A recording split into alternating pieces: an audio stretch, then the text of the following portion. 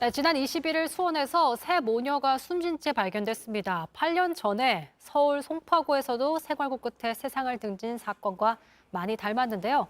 복지 사각지대에 놓인 사람들의 극단적인 선택, 왜 반복되는 걸까요? 또 대책은 없는 걸까요? 전문가와 함께 짚어보겠습니다. 정재훈 서울여대 사회복지학과 교수 나와 계십니다. 안녕하세요. 네, 안녕하세요.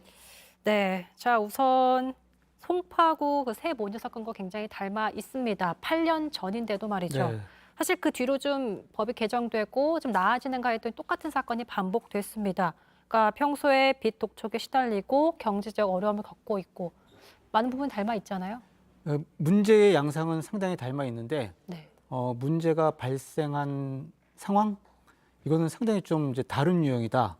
일단 이렇게 말씀드릴 수 있을 것 같아요. 어떤 부분이 좀 다르다고 짚어줄 수 그러니까 이제 있을까요? 이 부분 이게 사회보장제도라는 게 당시 이제 송파 세모녀 사건 이후에 긴급복지 지원 제도가 이제 본격적으로 강화가 되기 시작했어요.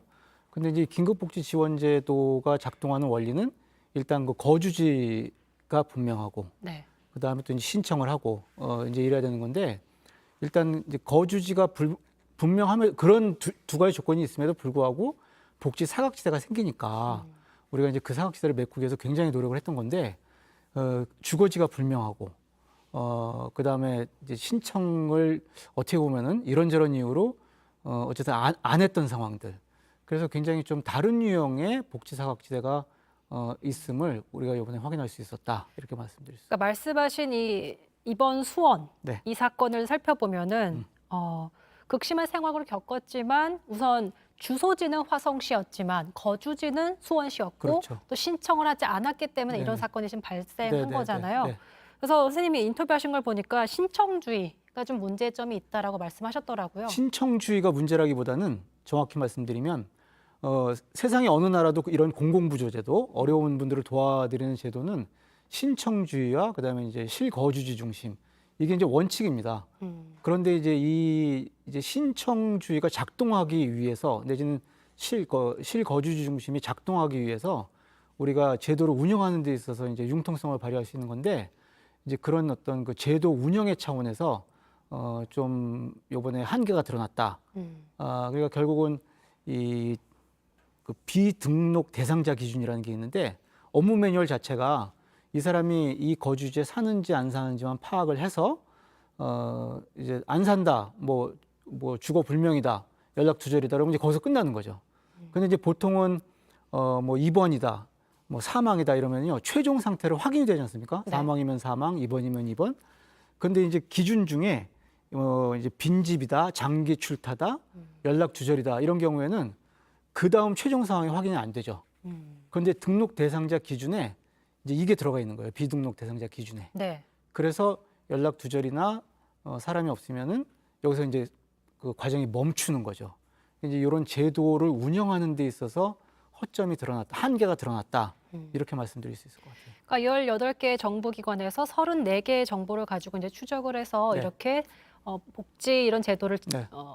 제공하고 있는데 지금 어쨌든 이 세모녀 같은 사건에는 빚독촉 때문에 외부와의 노출을 좀 꺼리고 있고 또 주소지를 따로 신청하지 않았기 때문에 그냥 제가 얼핏 봤을 때는 이걸 어떻게 이렇게까지 추적을 해서 이런 복지 제도를 제공할 수 있을까라는 생각도 제가 들더라고요. 그렇죠. 네. 그렇기 때문에 저희가 한계라고 말을 하고 있는 것인데 네. 어쨌든 그래도 이런 한계를 좀 극복하고자 저희가 이런 그럼요. 토론하고 있는 거 아니겠습니까? 네. 어떻게 좀 짚어줄 수 있을까요?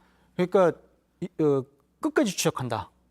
그러니까 이제 비대상자 등록 기준이라는 업무 매뉴얼을 지금 이런 상황에 맞춰서 바꿀 필요가 있겠다. 그러니까 가계부채 규모가 한국이 굉장히 기록적으로 증가하고 있지 않습니까? 네. 그리고 가족관계가 느슨해지고 그러다 보니까 지금 이런 문제를 가지고 이렇게 소위 말해서 도피면 도피 어쨌든 이런 상황에서 생활하실 분들이 앞으로도 사례가 생겨날 것이다. 그러면은 갔더니 뭐 사람이 없더라. 이걸로 끝나는 멈추는 게 것이 아니라 아니라. 멈추는 것이 아니라 끝까지 상황을 추적을 해서 이제 마지막 상황 여부를 보고 판단하는. 그래서 예를 들면 추적 전담팀을 구성한다든지, 뭐 이제 이런 식으로 또 경찰과 수사 공조를 한다든지, 뭐 여러 가지 이제 노력을 좀 할 필요가 있겠다. 이렇게 볼 수 있을 것 같습니다. 자, 관련해서 사실 윤석열 대통령이 어제 재발 방지를 위한 특단의 조치를 마련하겠다고 얘기를 했습니다. 우선 듣고 오시죠.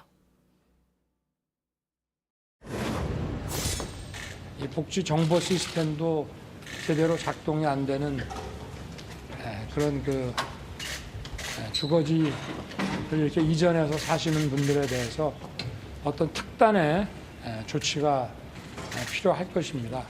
이분들을 잘 찾아서 챙길 수 있는 시스템을 만들고 자치단체와 협력해서 이런 일들이 또다시 발생하지 않도록 대통령으로서 어려운 국민들을 좀 각별히 살피겠습니다.